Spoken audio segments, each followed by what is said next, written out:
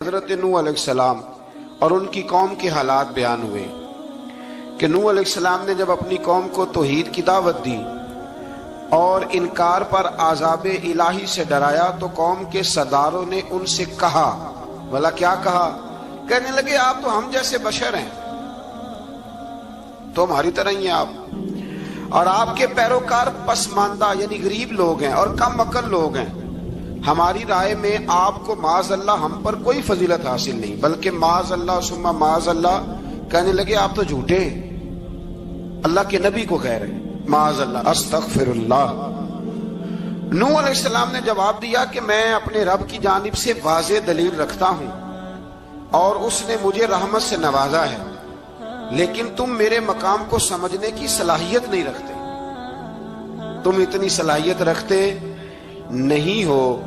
اور پھر ارشاد فرمایا کہ میں تم سے دعوت حق کے صلے میں کسی اجر کا طلبگار نہیں ہوں، اور نہ ہی میں اہل ایمان کو اپنے پاس سے دھتکارنے والا ہوں، اور میں نے یہ دعویٰ بھی نہیں کیا کہ میرے پاس اللہ کے خزانے ہیں، اور نہ میں از خود غیب جاننے والا ہوں، اور نہ ہی میں یہ کہتا ہوں کہ میں فرشتہ ہوں، نہ میں یہ کہتا ہوں کہ جن لوگوں کو تم اپنی نظروں میں حقیر جانتے ہو اللہ انہیں خیر سے نہیں نوازے گا۔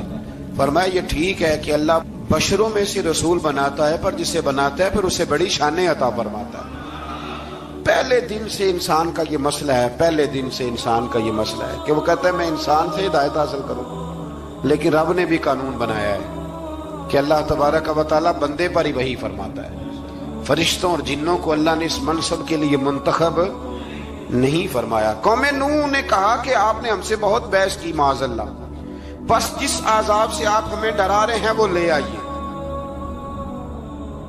تو نوح علیہ السلام نے کہا کہ اللہ چاہے گا تو تم پر عذاب بھی آ جائے گا۔ آیت نمبر 37 سے 47 میں بتایا کہ اللہ تعالیٰ کی طرف سے نوح علیہ السلام کو حکم ہوا کہ ہماری نگرانی میں اور ہماری وحی کے مطابق آپ کشتی بنائیے، اور ظالموں کے بارے میں ہم سے کوئی بات نہ کریں۔ حضرت نوح کی خواہش تھی کہ یا اللہ انہیں بھی معاف کر دے، فرمایا یہ ظالم ہے تو میرے نبی ان کے بارے میں مجھ سے کوئی بات نہ کریں، وہ ضرور غرق ہو جائیں گے۔ پھر وہ کشتی بنانے لگے، اور جب ان کی قوم کے سردار ان کے پاس سے گزرتے تو ان کا مذاق اڑاتے۔ یہ آپ کیا کر رہے ہیں؟ آج بھی وزیر مشیر بڑے بڑے لوگ اللہ ماشاءاللہ دینداروں کا مذاق اڑاتے نہیں؟ اڑاتے ہیں کہ نہیں اڑاتے مذاق؟ یہ کن کا طریقہ ہے؟ یہ تو قرآن مجید کہہ رہا ہے کہ حضرت نوح کی قوم جو کافر تھی ان کا طریقہ ہے اہل ایمان کا مذاق اڑانا۔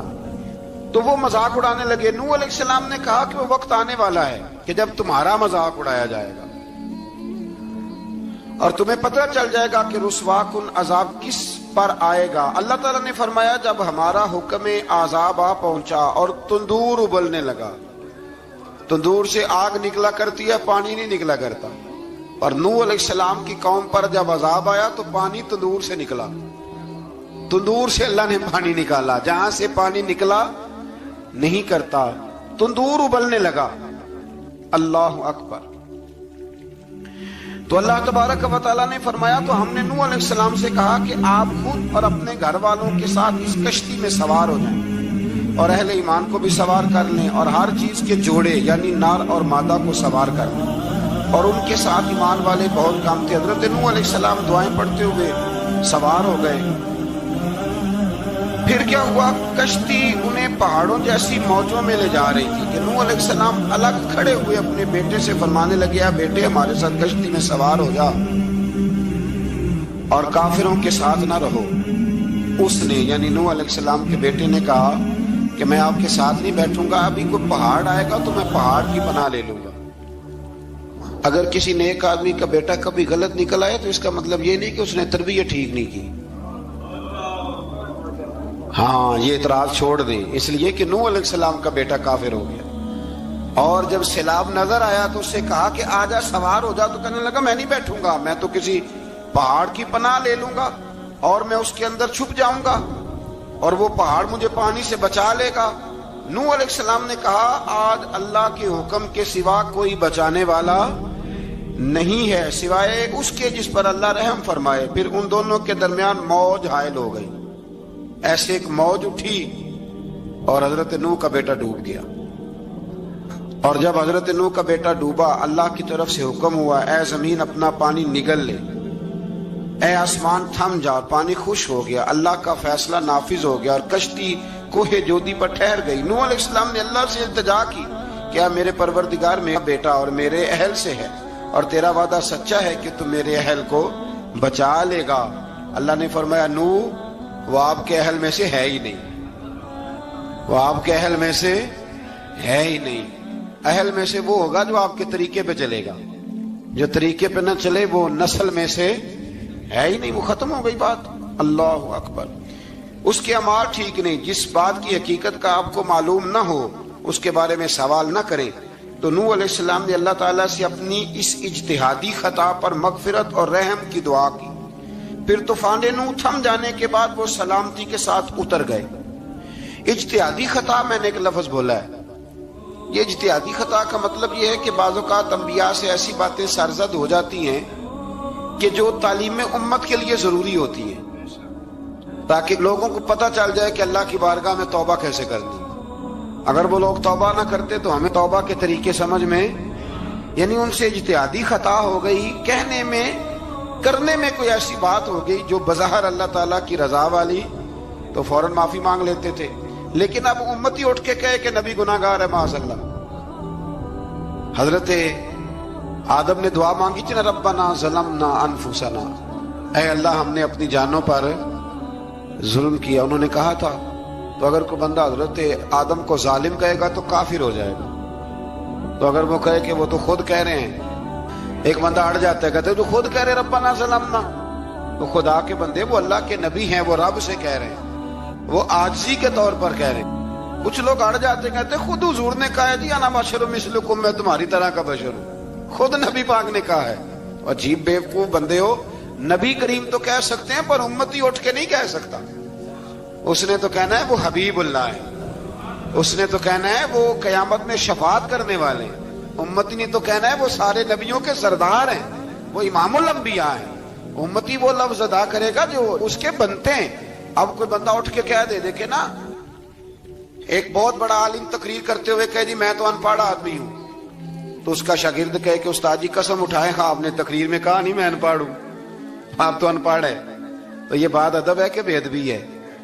چلیں اس سے آگے چلتے ہیں، یہ بھی ذرا مشکل سے سمجھ میں آئے گی۔ ایک اور بات جو جلدی سمجھ میں آ جائے گی، ایم این اے جب اعلان کرتا ہے، تقریر کرتا ہے، الیکشن لڑتا ہے تو کہتا نہیں میں قوم کا خادم ہوں، کہتے ہیں نا کہ میں قوم کا خادم سے آپ کیا کچھ کراتے ہو؟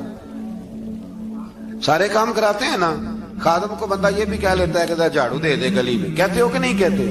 تو اس نے بھی تو اسپیکر میں کہا میں خادم ہوں، کہو اس سے کہ جھاڑو دے گلی میں آ کے، پھر پتہ کیا حال ہوگا؟ جھاڑو تو نہیں آئے گا اور ہو سکتا ہے کچھ ہے آ جائے گا۔ تو اس لیے اب کوئی بندہ کہ جنہوں نے خود کہا، تو ایک کچھ پوری جماعت ہے لوگوں کی جو بات کو سمجھتی نہیں، کہتے ہیں خود کہا میں بشر ہوں، انہوں نے خود کہا میں غیب نہیں جانتا، انہوں نے خود کہا میرے پاس خزانہ کوئی نہیں، انہوں نے خود کہا میرے پاس کوئی شے نہیں۔ اس لیے آپ سمجھیں کسی کے لفظوں پر اگر آپ گرا لگا کے بیٹھیں گے تو پھر اس سے بے ادبی ہو۔ تو نوح علیہ السلام نے اللہ سے اپنی اجتہادی خطا کی معافی مانگی۔ اب حضرت نوح کو کوئی خطا کار کہے گا تو بہت بڑا مجرم بن جائے گا، اس لیے کہ وہ اللہ کے نبی ہیں۔ آیت نمبر 50 میں قوم عاد کا ذکر ہے اور ان کی طرف دعوت توحید دینے کے لیے اللہ تعالیٰ نے حضرت ہود علیہ السلام کو بھیجا۔ ہود علیہ السلام نے قوم سے کہا کہ میں تم سے کسی چیز کا اجر طلب نہیں کروں گا، میرا اجر میرے اللہ کی بارگاہ میں ہے، بس تم اپنے رب سے بخشش مانگو، پھر اس کی بارگاہ میں توبہ کرو، اللہ تعالیٰ تم پر موسلا دار بارش برسائے گا اور تمہاری قوت میں اضافہ فرمائے گا۔ قوم عاد نے دعوت حق کو رد کیا اور ایمان نہ لائے، بلکہ ہود علیہ السلام پر طنز کیا۔ وہ کہنے لگے کہ ہمارے تو معبودوں نے، ہمارے بتوں نے معاذ اللہ آپ کو پاگل بنا دیا ہے، آپ کو مجنون بنا دیا ہے۔ الٹا حضرت ہود کو کہنے لگے اس لیے آپ ایسی باتیں کرتے۔ ہود علیہ السلام نے کہا میں اللہ کو گواہ بناتا ہوں اور تم بھی گواہ رہنا کہ میں تمہارے شرک سے بری ہوں اور میں اللہ پر توکل کرتا ہوں اور میں نے رسالت کا حق ادا کر دیا ہے۔ آیت نمبر 58 میں اللہ تعالیٰ نے فرمایا جب ہمارے عذاب کا وقت آ گیا تو ہم نے اپنی رحمت سے ہود اور ان کے ساتھ مومنوں کو نجات عطا کی۔ قوم عاد نے اللہ کی نشانیاں اور رسولوں کو جھٹلایا اور دنیا اور آخرت میں لعنت کے حقدار ہوئے۔ آیت نمبر 61 میں پھر سے حضرت صالح علیہ السلام اور ان کی قوم سمود کے حالات کو بیان کیا گیا۔ حضرت صالح نے کہا ہے میری قوم اللہ وحدہ لا شریک کی عبادت کرو، اس سے بخشش طلب کرو، اس کی بارگاہ میں توبہ کرو، اس نے تمہیں زمین سے پیدا کیا ہے، اس پر آباد کیا۔ جواب دیا ہے صالح ہمارے آباء و اجداد کے معبودوں کی عبادت کو روکنے سے پہلے ہمیں آپ سے بڑی امیدیں تھیں، اور اب آپ ہمیں روکنے لگ گئے ہیں باپ دادا کے دین سے، لیکن اب ہمیں آپ کی دعوت کے بارے میں شکوک ہے۔ صالح علیہ السلام نے اپنی قوم سے کہا کہ یہ اللہ کی اونٹنی ہے اور یہ تمہارے لیے نشانی ہے، اسے چرنے کے لیے آزاد چھوڑ دو اور اسے تکلیف نہ دینا۔ اللہ اکبر، ورنہ تمہیں عذاب پہنچے گا۔ انہوں نے اونٹنی کی کونچیں کاٹ ڈالی۔ صالح علیہ السلام نے کہا تم صرف 3 دن اپنے گھروں میں مزے اٹھا لو، 3 دن، پھر اللہ کا یقینی عذاب آئے گا۔ پھر ایک چنگاڑ نے ان کو آ دبوچا، وہ اپنے گھروں میں گھٹنوں کے بل اوندے پڑے رہ گئے۔ صرف صالح علیہ السلام ان کے ساتھ اہل ایمان اس عذاب سے بچے۔ یہ 3 قوموں کا ذکر ہو گیا، نوح علیہ السلام کی قوم کا بھی، ہود علیہ السلام کی قوم کا بھی، اور حضرت صالح علیہ۔ آگے اللہ تبارک و تعالیٰ نے آیت نمبر 69 میں اس بات کا بیان فرمایا کہ حضرت ابراہیم علیہ السلام کے پاس فرشتے بشری شکل میں آئے، انسانی شکل میں۔ انہوں نے اجنبی مہمانوں کے لیے بچڑے کا بھنا ہوا گوشت تیار کرایا۔ آپ یقین کریں کچھ باتیں لوگ ایسی بیان کرتے ہیں کہ جن کو نہ سن کے بندے کا دل کرتا ہے کہ اس بندے کو بتائیں کہ یار یہاں تو دین سارا پڑھ۔ ایک صاحب مجھے کہنے لگے جی میں ایک پیر صاحب کے پاس گیا تھا تو بڑی مرغن غذائیں تھیں، انہوں نے میری بڑی خدمت کی پر مجھے نہیں اچھا لگا، پیروں کو چاہیے سادی روٹی رکھیں۔ میں کہتا ہوں پیراں واسطے لسٹ بنا خاں انہوں نے کس طرح دا ہونا چاہیے۔ یہ بہت بڑی مصیبت ہے۔ اگر آپ سادہ کھانا کھلا دیں تب بھی اعتراض ہے، اچھا کھلا دیں کہنے رولا ہے کوئی پیر چوکھے مالدار، دونوں طرف سے مسئلہ۔ تو کہنے لگا جی نہیں پیروں کا کیا کام ہے، وہ کڑائیاں اور وہ سارے۔ تو پھر میں نے انہیں کہا کہ آپ اس طرح کریں، گھر جا کے نا تو 12ویں سپارے کی تلاوت کریں۔ حضرت ابراہیم نے اپنے مہمانوں کے لیے بھونا ہوا کھانا تیار فرمایا تھا۔ تو آپ کیا کہیں گے کہ حضرت ابراہیم درویش نہیں تھے؟ عجیب بات ہے بھائی، آپ ہر بات میں اڑ جاتے ہیں۔ دین ہم نے وہ لینا ہے جو اللہ کا قرآن ہمیں دیتا ہے اور رسول اللہ کی حدیث ہمیں دیتی ہے۔ جب انہوں نے دیکھا کہ مہمان کھانے کی طرف ہاتھ نہیں بڑھا رہے تو ان کو ڈر محسوس ہوا حضرت ابراہیم کو۔ فرشتوں نے کہا کہ ہمیں قوم لوط علیہ السلام کے عذاب کے لیے بھیجا گیا ہے۔ حضرت ابراہیم کی بیوی کھڑی تھی، اس پر وہ مسکرائیں تو فرشتوں نے اللہ کی طرف سے انہیں حضرت اسحاق علیہ السلام اور اس کے بعد حضرت یعقوب علیہ السلام کی بشارت عطا۔ اسحاق علیہ السلام حضرت ابراہیم کے بیٹے ہیں اور یعقوب علیہ السلام پوتے ہیں، اور یعقوب علیہ السلام کے بیٹے یوسف علیہ السلام۔ ہاں اللہ اگر چاہے تو 7 نسلوں میں نبوت رکھ دیتا ہے اگر اس کی منشا ہو۔ تو حضرت یعقوب کی بشارت دی۔ انہوں نے حیرت سے کہا کہ ہم دونوں میاں بیوی تو بوڑھے ہیں، اس عمر میں اولاد کیسے ہوگی؟ تو فرشتوں نے جواب دیا اے ابراہیم کے گھر والوں، تم پر اللہ کی رحمتیں اور برکتیں ہوں، اللہ کی قدرت پر تمہیں کیوں تعجب ہے؟ اللہ فرماتا ہے کہ بیٹے کی بشارت سن کر ابراہیم کا خوف دور ہو گیا اور پھر وہ قوم لوط کے بارے میں گفتگو کرنے لگے۔ ابراہیم بہت بردبار، اللہ سے آہوزاری کرنے والے اور اس کی طرف رجوع کرنے والے تھے۔ اللہ تعالیٰ نے حضرت ابراہیم علیہ السلام کو فرمایا اے ابراہیم اس گزارش سے آپ گریزاں رہیں، اس کا یقینی فیصلہ ہو چکا ہے اور ان پر نہ ٹلنے والا عذاب نازل ہو کے رہے گا۔ وہ کیا گناہ کرتے تھے لوط علیہ السلام کی قوم کو میں نے بتایا تھا، مرد مردوں سے بدفعلی کرتے۔ تو حضرت ابراہیم نے بھی عرض کی، بار بار گزارش کی، بحث کی کہ اللہ مہربانی فرما ان کا عذاب۔ آپ دیکھیں نبیوں کے حوصلے کتنے بڑے ہیں، قومیں تنگ کرتی ہیں اور طرح طرح کی باتیں کرتی ہیں اور پیغمبر پھر بھی کہتے ہیں یا اللہ مہربانی فرما، اے اللہ ان سے عذاب۔ آیت نمبر 77 میں حضرت لوط علیہ السلام کی قوم کی بدعمالیوں اور لوط علیہ السلام کے اپنی قوم کو بدعمالیوں کے باعث فرشتوں کی آمد، قوم کے بدعمال لوگوں کے دوڑ کر آنے اور حضرت لوط کو ان کے سمجھانے اور ان کے انکار پر مضطرب ہونے کا ذکر ہے، جس پر فرشتوں نے حضرت لوط کو تسلی دی کہ آپ فکر نہ کریں، ہم آپ کے رب کے فرشتے ہیں، یہ آپ اور ہم تک نہیں پہنچ سکیں گے۔ آپ رات کے آخری حصے میں قوم کی طرف توجہ کیے بغیر ہجرت فرما لیں، اس لیے کہ صبح کے وقت ان پر عذاب آئے گا۔ جب اللہ کا عذاب آیا تو اس نے بستی کے اوپر کے حصے کو نیچے کر دیا اور قوم لوط کے اوپر اللہ کی طرف سے لگاتار نشان زدہ پتھر برسائے گئے، لگاتار پتھر آئے۔ آیت نمبر 84 میں اللہ تعالیٰ نے حضرت شعیب علیہ السلام اور ان کی قوم کا ذکر فرمایا ہے اور ان کے جرائم کو بیان کیا گیا ہے۔ وہ ناپ تول میں کمی کرتے تھے، دوسروں کو چیزیں کم تول کر دیتے تھے۔ اللہ تعالیٰ نے ان سے فرمایا کہ فساد فی الارض سے باز آؤ اور اپنے سے پہلے سرکش امتوں کا انجام دیکھ لو۔ جب حضرت شعیب کی نصیحتوں کا ان پر اثر نہ ہوا تو پھر اللہ تعالیٰ نے انہیں بھی عذاب سے ہلاک کر دیا۔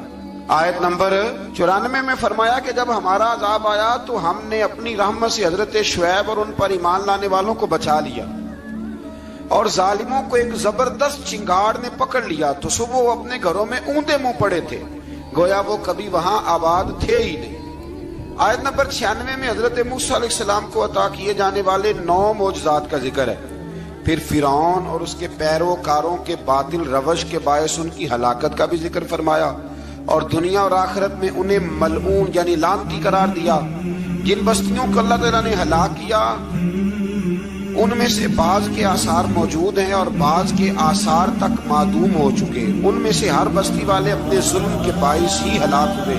اللہ تعالیٰ کسی پر ظلم نہیں فرماتا، لوگ خود اپنی جانوں پر ظلم کرتے ہیں۔ جو شخص عذاب آخرت سے ڈرتا ہے اس کے لیے اس میں نشانیاں موجود ہیں۔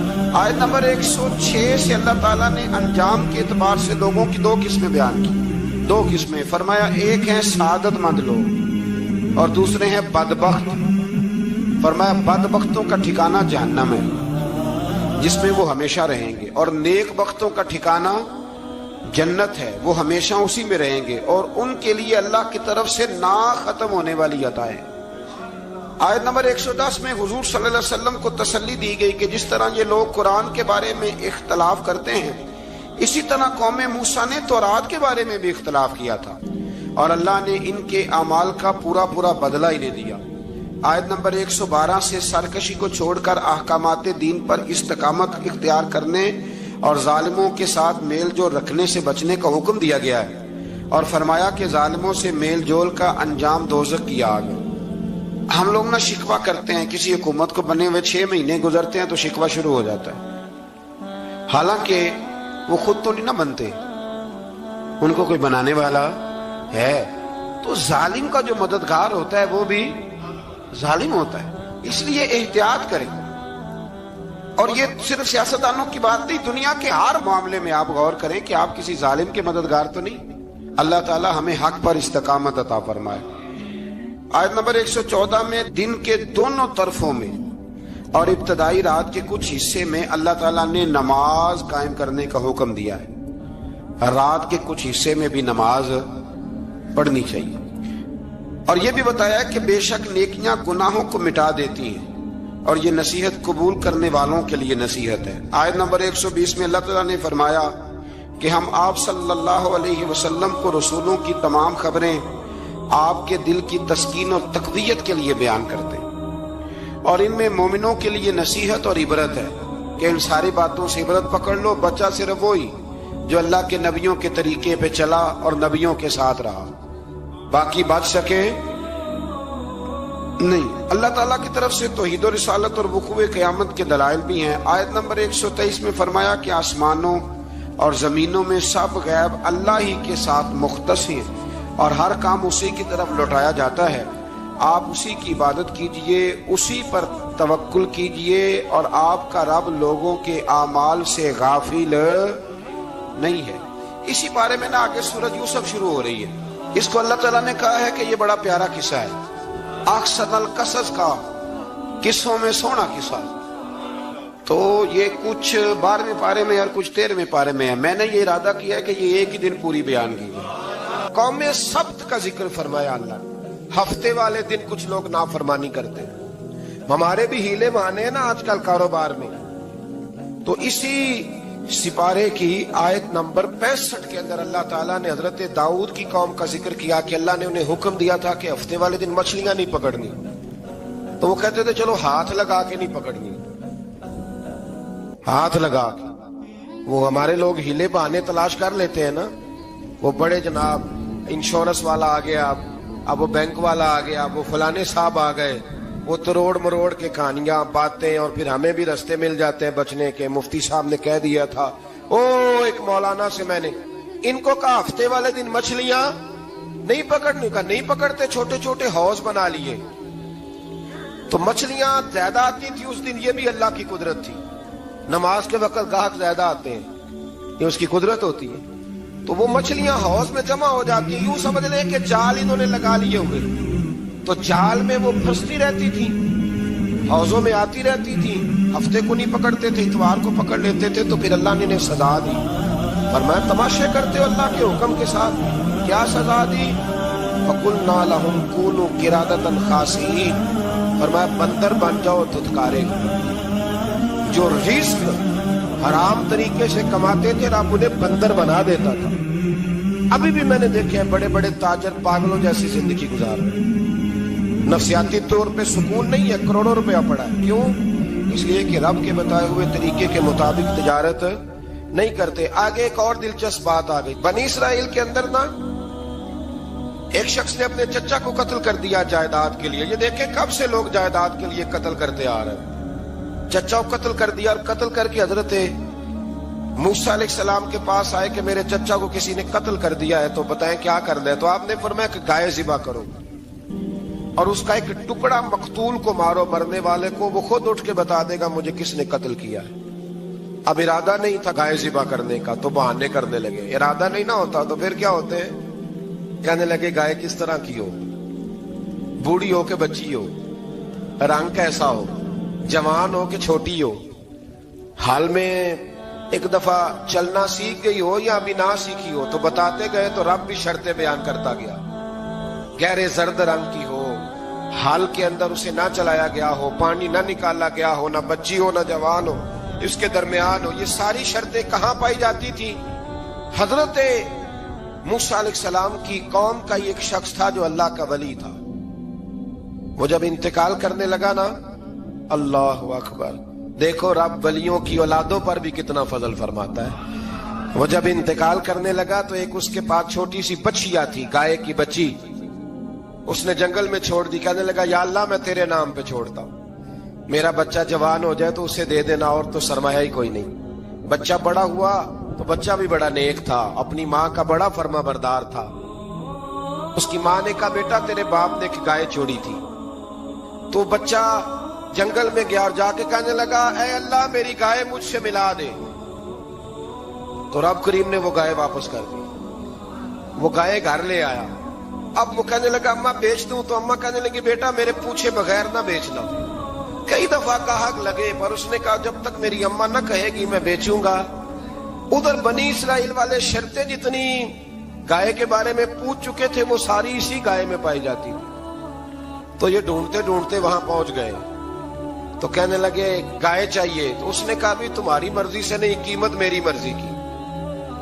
एक मुफस्सर ने तो यहां तक लिखा है कि उसने कहा गाय ज़िबा करके ना, तो जितना गाय के अंदर गोश्त होगा ना उतना ही खाल के अंदर तो मुझे माल भर के दोगे, उतने सिक्के भर के दोगे, उतनी अशरफियां भर के दोगे, तो फिर तुम्हें गाय दूंगा।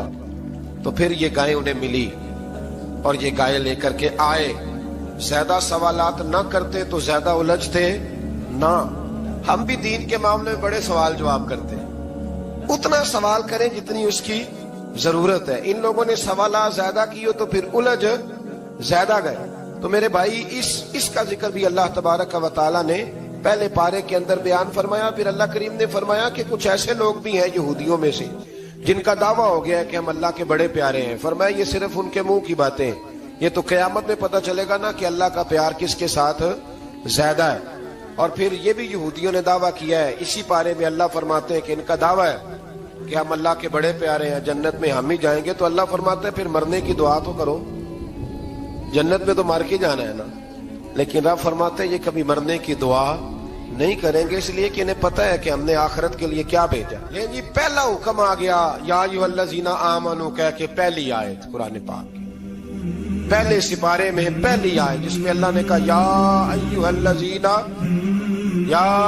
الذین آمنوا، تو پہلا حکم آمنو کہہ کے آیت نمبر 104 میں جو اللہ نے حکم دیا ہے نا، وہ نبی پاک کی تعظیم کا حکم ہے۔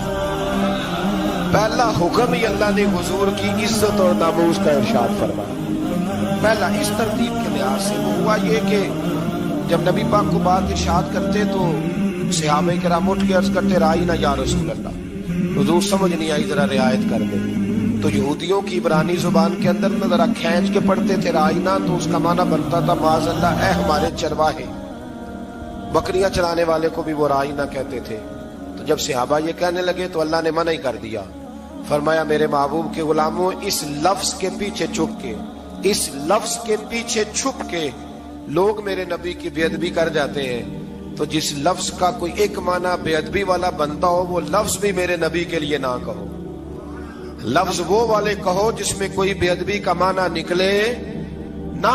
یہاں لوگوں نے بڑے بڑے لفظ نہیں بول دیے، پھر کہتے میرا مطلب یہ تھا، میرا مطلب وہ تھا، تو نے وہ لفظ بولا کیوں جس کا کوئی غلط مطلب بھی نکل سکتا تھا۔ اللہ نے فرمایا یا ایھا الذین آمنوا لا تقولوا رائینا، اے ایمان والو رائینا کہو ہی نہ۔ تو یا اللہ کیا کہیں؟ فرمایا وقولوا انظرنا، تم کہو یا رسول اللہ ایک نظر فرمائیے، انداز دیکھیے، انظرنا ایک نظر۔ تو ہمارے بزرگ تو پہلے ہی بڑے پیار والوں نے کہہ دیا یا رسول اللہ انظر حالنا، کہتے کہاں سے لاتے ہو جملے؟ میں نے کہا اللہ کی کتاب سے، یا رسول اللہ انظر حالنا یا حبیب اللہ اسمع قالا، تو تم کہو انظرنا، محبوب نظر کرم کرے، واسمعوا، اور کیا ضرورت ہے دوبارہ پوچھنے کی؟ اللہ کہتا ہے پہلے ہی دھیان سے سنا کرو، پہلے ہی واسمعوا، پہلے ہی احتیاط سے سنو، وللکافرین عذاب علیم، اور کافروں کے لیے دردناک عذاب ہے۔ لے جی اسی پارے میں اللہ تبارک و تعالیٰ نے پھر اہل یہود کا ذکر کیا، تو یہود کہنے لگے کہ ہم حضرت ابراہیم کے ماننے والے ہیں، تو اللہ کریم نے وہ بھی ذکر کیا کہ میں نے تو ابراہیم کو آزمایا ہے، وَإِذِ ابْتَلَىٰ إِبْرَاهِيمَ رَبُّهُ بِكَلِمَاتٍ فَأَتَمَّهُنَّ، ہم نے ابراہیم کو کچھ چیزوں سے آزمایا ہے، وہ ہماری آزمائش پہ پورے اترے۔ قَالَ إِنِّي جَاعِلُكَ لِلنَّاسِ إِمَامًا، تو پھر ہم نے انہیں کہا کہ ہم آپ کو پوری دنیا کا امام بنائیں گے۔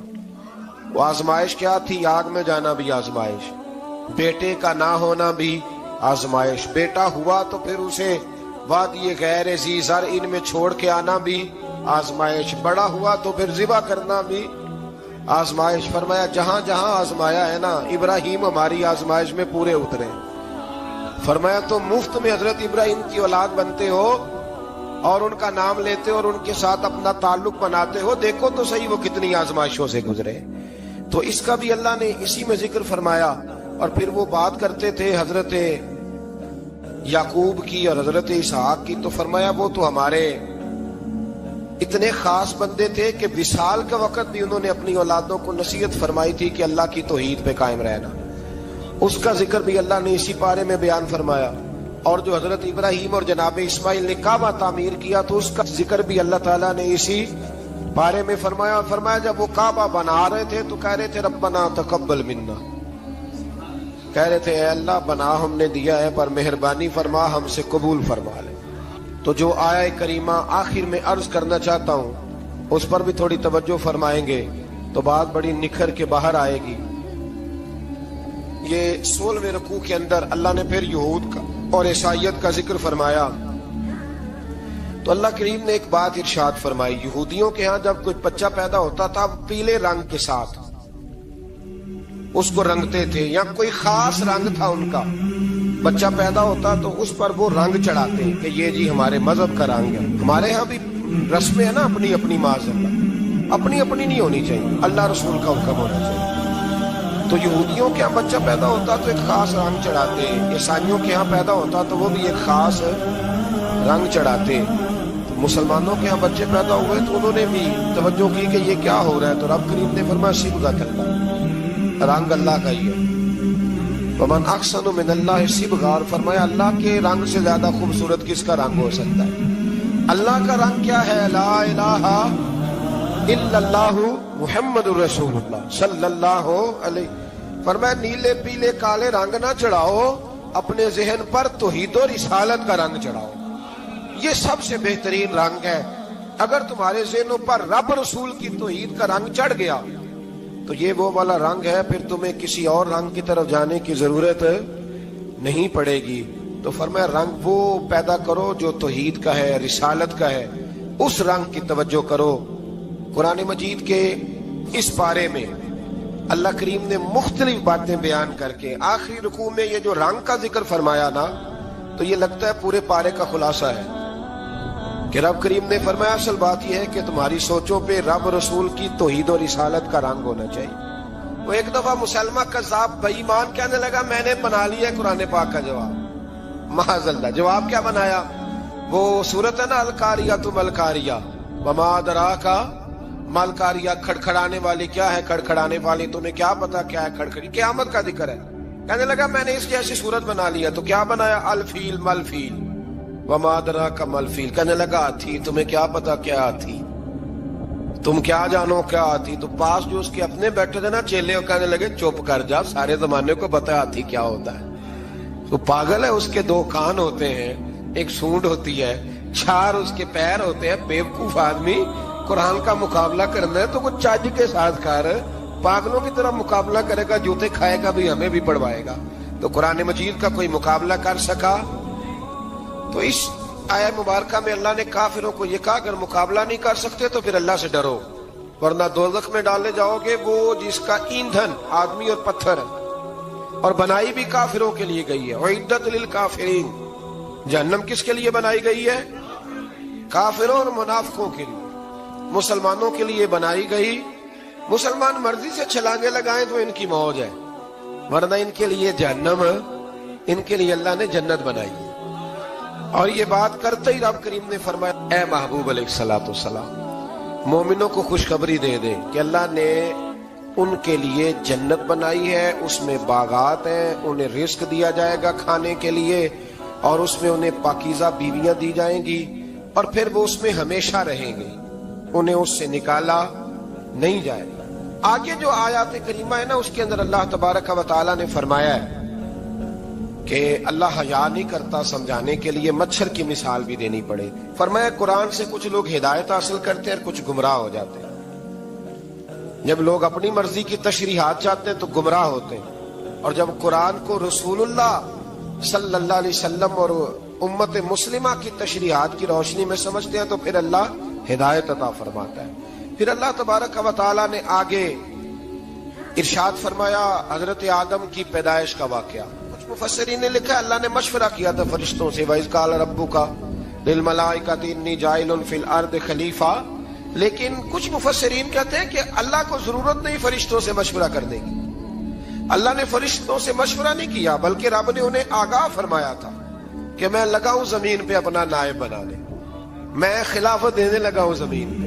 اب یہ تو دینے والی کی مرضی ہے نا، اس نے کس کو دینی ہے، یہ تو دینے والے کی مرضی ہے نا، اس نے۔ تو کچھ لوگ کہتے ہیں کہ دینے والے سے زیادہ ہمیں پتہ ہے۔ تو فرشتوں کو بھی یہ اجتہادی خطا ہو گئی، کہنے لگے یا اللہ اسے نہ بنانا، یہ فساد کرے گا، یہ خون ریزیاں کرے گا۔ تو اللہ نے فرمایا جو میں جانتا ہوں وہ تم، اللہ اکبر۔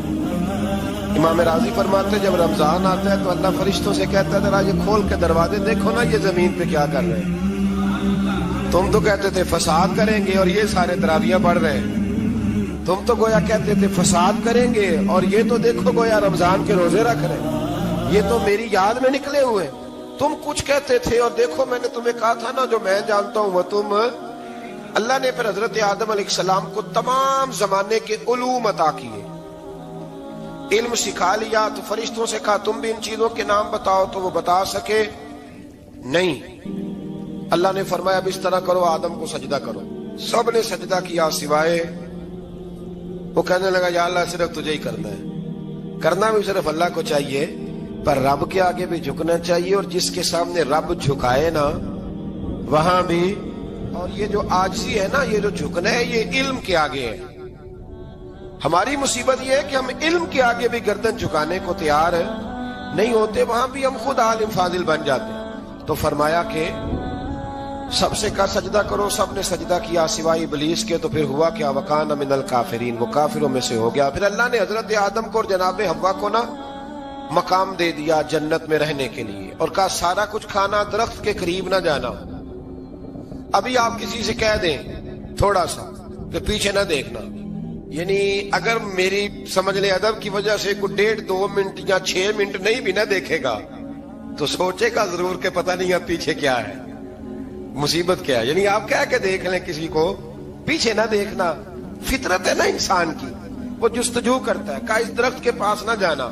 تو حضرت حوا سلام اللہ علیہ کہتے ہیں دل میں خیال رہتا تھا کہ آخر ہے کیا درخت کے پاس۔ یہی انسان کا عقیدہ توحید ہے کہ جہاں سے رب منع کر دے وہاں وہ منع ہو جائے، اور یہ ان کی خطا نہیں تھی، یہ اللہ کی حکمت تھی، چونکہ رب نے تو پہلے کہہ دیا تھا بنایا ہی زمین کے لیے، تو یہ تو سارا کچھ ہونا تھا تو زمین پہ آنا تھا نا۔ تو حضرت حوا اور جناب آدم کے پاس شیطان آیا، اس کو نکال تو دیا تھا پر ابھی اس کا جنت میں آنا جانا بند نہیں ہوا تھا، یہ بھی اللہ کی حکمت تھی۔ تو وہ کہنے لگا تمہیں پتہ ہے بعد میں مر جاؤ گے؟ تو حضرت حوا کہنے لگی کیا موت بھی آئے گی؟ کہاں، اس کی تکلیف بھی بڑی ہوگی، تو پھر بچیں گے کیسے؟ تو کہنے لگے پھل کھا لو اس درخت کا، تو بچنے کے لیے پھل کھایا تھا۔ اس طرح لوگ آج بہت سارے کام بچنے کے لیے کرتے ہیں پر بچ سکتے ہیں، بچنے کے لیے پھل کھایا تو اللہ نے فرمایا زمین پہ چلے جاؤ۔ تو حضرت آدم زمین پہ آئے، پھر کئی 100 سال روتے رہے، فَتَلَقَّى آدَمُ مِن رَبِّهِ کَلِمَاتٍ، تو پھر اللہ نے خود ہی جناب آدم کو کچھ کلمے سکھائے۔ علامہ اسماعیل حقی فرماتے ہیں وہ کلمے یہ تھے کہ حضرت آدم نے میرے نبی کا وسیلہ پیش کیا، اللہ کریم نے جناب آدم کی دعا کو مقبول فرما لیا۔ پھر آگے بنی اسرائیل کا ذکر آ جاتا ہے، اللہ تعالیٰ نے بنی اسرائیل، آج آپ اسی قوم کو یہودی کہتے ہیں، ان کو اللہ نے اس زمانے میں فضیلت عطا کی تھی بہت زیادہ۔ تو عرب کے اندر جب نبی پاک علیہ السلام نے اعلان نبوت کیا تو کچھ لوگوں نے یہ کہہ دیا کہ اگر یہ یہودی کلمہ پڑھ لیں گے تو ہم بھی پڑھ لیں گے۔ تو پھر اللہ نے انہیں یاد کرایا کہ تم اصل میں کیا ہو، تمہیں کلمہ پڑھنا چاہیے۔ تو اہل یہود کا تذکرہ کرتے کرتے رب کریم نے ایک بات یہ بھی ارشاد فرمائی کہ تم لوگوں کو تو کہتے رہے ہو کہ وہ نبی آنے والے ہیں، وہ نبی آنے والے ہیں، اور جب آ گئے ہیں تو ماننے کو تیار نہیں ہو۔ تو فرمایا تأمرون الناس بالبر وتنسون انفسکم وانتم تتلون الکتاب، لوگوں کو بھلائی کا حکم دیتے ہو اور اپنے آپ کو بھول جاتے ہو، افلا تعقلون، تمہیں عقل نہیں؟ پھر اللہ نے انہیں یہ بھی یاد کرایا کہ یاد کرو وہ زمانہ کہ جب فرعون نے خواب دیکھ لیا تھا کہ کوئی بچہ اس کی سلطنت کو تباہ کرے گا، تو پھر اس نے تمہارے بچوں کو ذبح کرانا شروع کیا اور تمہاری بیٹیوں کو چھوڑتا تھا۔ فرمایا یہ بھی تو تم نے دیکھا، میں نے تمہیں پھر تم سے کہا جہاد کرو قوم عمالقہ کے خلاف، تو مقام طیہ میں جا کے یہ لوگ کہنے لگے ہم سے جہاد نہیں ہوتا۔ اللہ نے انہیں ایک میدان میں قید کر دیا، بڑی دلچسپ بات، قید تو لوگ ہوتے ہیں نا چار دیواری میں، تو اللہ نے بنی اسرائیل والوں کو جب انہوں نے کہا جہاد نہیں کریں گے تو اللہ نے میدان میں قید کر دیا۔ میدان میں، یہ یاد رکھیں، جب انسان اللہ کی نافرمانی کرتا ہے تو اسے ایسی قید ملتی ہے جس کا اس نے تصور بھی نہیں کیا ہوتا۔ ایک